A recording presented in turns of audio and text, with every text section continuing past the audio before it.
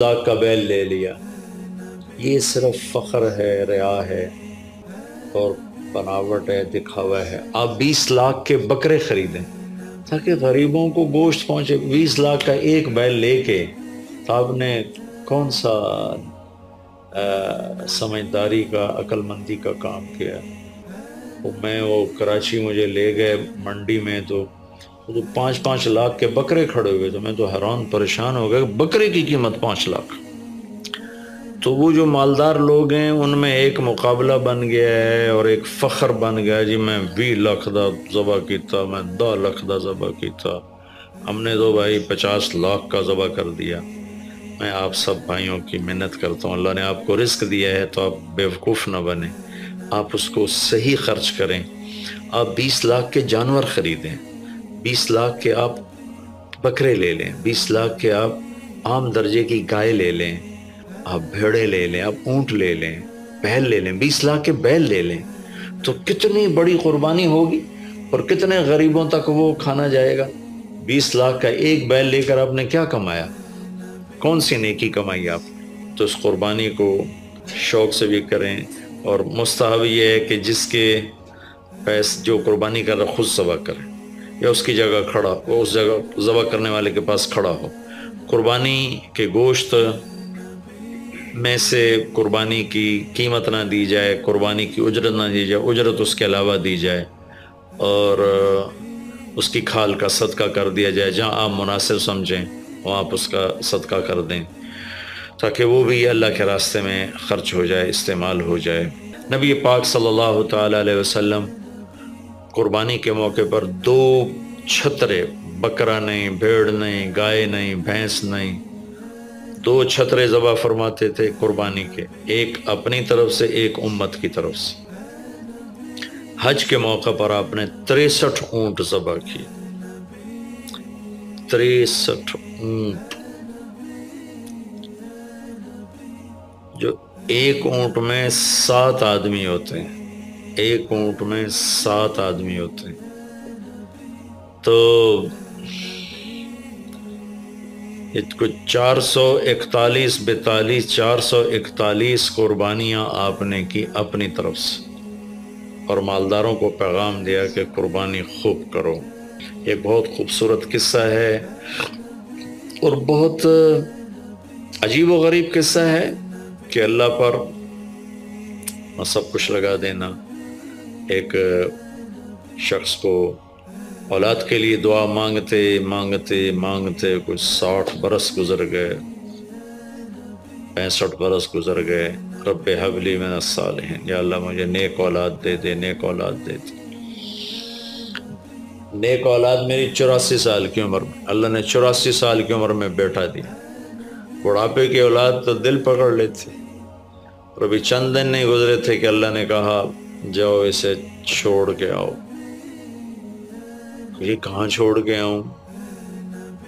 کہ جبریل آئے گا تمہیں راستہ بتائے گا۔ تو جبریل انسانی شکل میں آئے، وہ براق کی طرح نہیں ہے سفر ہوا کہ ایک دم میں پہنچا دیا، بلکہ جبریل انسانی شکل میں آئے، اونٹنی پر سوار ہو کر، ابراہیم علیہ السلام دوسری اونٹنی پر، بچہ اور بیگم، اور ان کو فلسطین سے چلایا، اور چلاتے چلاتے چلاتے چلاتے جب مکے کے کالے پہاڑ آ گئے جہاں کچھ بھی نہیں ہے، نہ پانی نہ سایہ، کہ یہاں چھوڑ دو، بیت اللہ ٹیلا تھا اس وقت، یہاں چھوڑ دو۔ تو ابراہیم علیہ السلام جو آگ میں ڈلتے ہوئے نہیں گھبرائے، یہ بات سنی تو گھبرا کر کہنے لگے یہاں کیسے چھوڑ دوں، یہاں تو کچھ بھی نہیں ہے۔ تو جبریل نے کہا جی آپ کے اللہ کی منشا ہے کہ اس بچے کو یہیں چھوڑ دیا جائے، تو انہیں وہیں چھوڑا اور واپس چل دیا۔ اور حضرت ہاجرہ حیران پریشان ہو گئی کہ کہاں چھوڑ کے جا رہے ہو، کیوں چھوڑ کے جا رہے ہو، جواب ہی نہیں دے رہے۔ 3 میل ان کے ساتھ چلتے نہیں، وہ جواب ہی نہیں دے رہے۔ 3 میل کے بعد ان کو یاد آئی یہ تو اللہ کے نبی ہیں۔ اللہ امرک، ابراہیم کا یہ اللہ کا حکم ہے؟ کہاں اللہ کا حکم ہے؟ اذن لن یضیعنا اللہ، جاؤ پھر اللہ مجھے ضائع نہیں کرے گا۔ اس طرح بنیاد رکھی، بچے کو ایسے جنگل میں چھوڑا، جب وہ بڑے ہو گئے تب حکم آیا جاؤ ذبح کرو۔ تو اب آپ کی عمر ہو چکی ہے کوئی 92 سال یا 94 سال، 90 پلس ہے، 100%۔ فلسطین سے چلے مکہ جا رہے ہیں، کیا کرنے جا رہے ہیں؟ بچہ ذبح کرنے جا رہے ہیں، کوئی مرغی اور بکرا ذبح کرنے نہیں جا رہے ہیں۔ پھر ان کو تیار کرا کے مینا کی وادی میں لا کر کہنے لگے بیٹا اللہ کا حکم ہے تمہیں ذبح کر دو۔ تو بیٹے نے کہا یا ابت افعل، تو آپ کر دیں جو کرنا ہے۔ ابراہیم علیہ السلام کہنے لگے تو یہ خبر بھی ہے میں کیا کہہ رہا ہوں؟ کہا جی مجھے پتہ ہے، آپ کہہ رہے ہیں مجھے ذبح ہونا ہے تو آپ کے بدلے میں مجھے اللہ ملے گا، وہ آپ سے بہتر ہے، اور دنیا کے بدلے میں جنت ملے گی، وہ دنیا سے بہتر ہے۔ پھر معصوم بچے نے کہا ابا میرے ہاتھ باندھنا، تو مجھے الٹا لٹانا، اور پھر فرمایا کہ مجھے ہاں اپنا کرتا اتارا اور کہا کہ یہ میری اماں کو دے دینا، میری نشانی رہے گا، اور آپ اپنے کرتے میں مجھے کفن دے کے ادھر دفن کر دینا۔ تو ان کے ہاتھ باندھے، پاؤں باندھے، الٹا لٹایا، اپنا گھٹنا رکھا ان کی کمر پر، ان کے سر کے بال اٹھایا تھوڑا سا اوپر کر کے نیچے چھری چلانے کے لیے، ایک ہاتھ میں بال تھے ایک ہاتھ میں چھری تھی، اور یوں آسمان کو دیکھا کہ اللہ تو مجھ سے ناراض ہو گیا ہے کہ اسماعیل کی محبت نے میرے دل میں جگہ پکڑ لی ہے۔ نہیں میرے مالک، میرے دل میں تیرے سوا کچھ نہیں ہے، اگر میرا کوئی امتحان ہے تو پاس کر دے،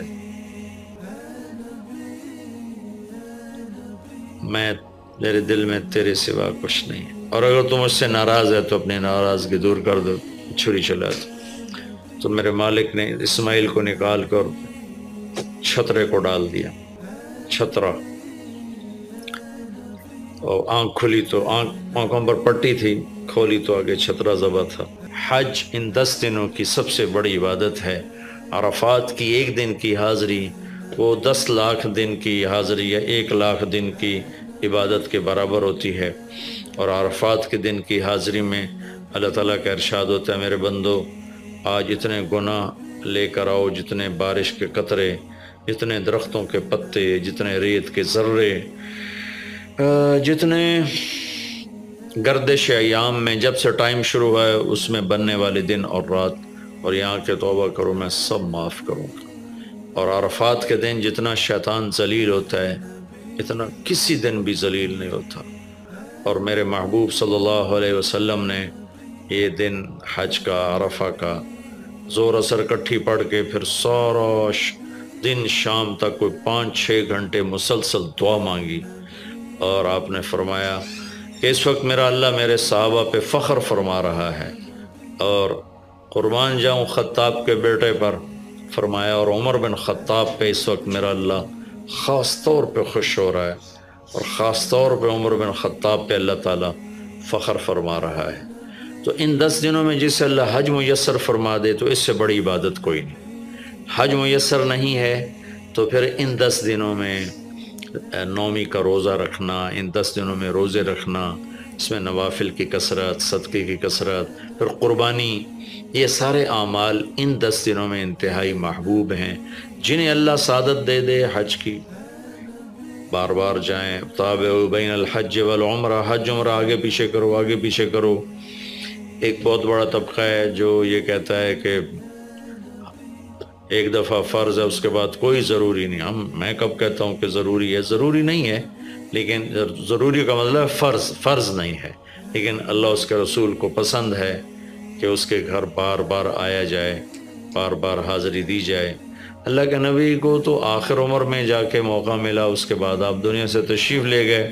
اگر آپ اس کے بعد زندہ رہتے تو یقیناً آپ ضرور حج کرتے، چونکہ آپ نے جتنے سال مکہ میں گزارے آپ نے ہر سال حج کی، نبوت کے اعلان سے پہلے بھی اور نبوت کے اعلان کے بعد بھی آپ نے مسلسل حج کی، اور 4 عمرے آپ نے فرمائے زندگی میں پر میں 4 عمر، ایک عمرہ مدینہ سے خاص طور پر تشریف لائے جس کو ہم صلح حدیبیہ کہتے ہیں، وہ ہو نہیں سکا لیکن آپ نے وہیں عمرے کا کام پورا کیا، سر مڑائے، احرام کھولے، پھر اگلے سال آپ اس کی قضاء کے لیے تشریف لائے، پھر ایک عمرہ آپ نے فتح مکہ کے بعد جعرانہ سے احرام باندھ کے تشریف لائے اور عمرہ کیا، اور ایک عمرہ آپ نے اپنے حج کے ساتھ کیا۔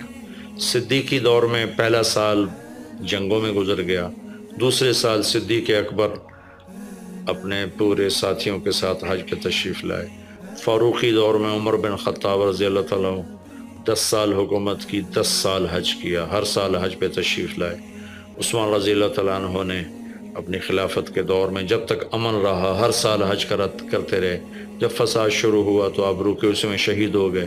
علی رضی اللہ تعالیٰ عنہ کو موقع نہیں ملا، جنگوں میں زندگی گزر گئی، اور اسی میں آپ اللہ پاک کی بارگاہ میں پہنچ گئے۔ تو لیکن باقی 3 ساتھیوں کی خلافت کے دور میں آپ نے بکثرت حج اور عمرے کیے۔ تو دین کے کسی عمل کو یوں کہہ کر ہلکا نہیں بنانا چاہیے کہ اس کی کیا ضرورت ہے، اتنا پیسہ خرچ کرتے ہیں، اس کی کیا ضرورت ہے، کسی غریب کو دے دیا جائے۔ یہ اس طرح تقابل نہیں کرنا چاہیے کہ اللہ کے گھر کی حاضری کو اتنا ہلکا نہیں سمجھنا چاہیے۔